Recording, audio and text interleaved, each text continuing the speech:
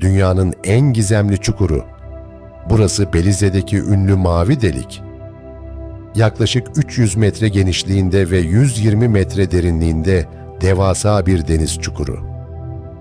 İlk kez havadan görüldüğünde dev bir gözü andırdığı için büyük ilgi çekti.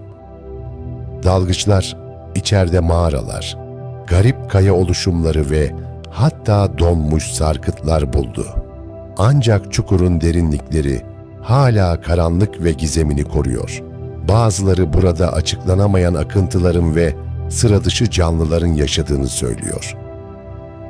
Bilim insanları için bile hala cevaplanmamış pek çok soru var.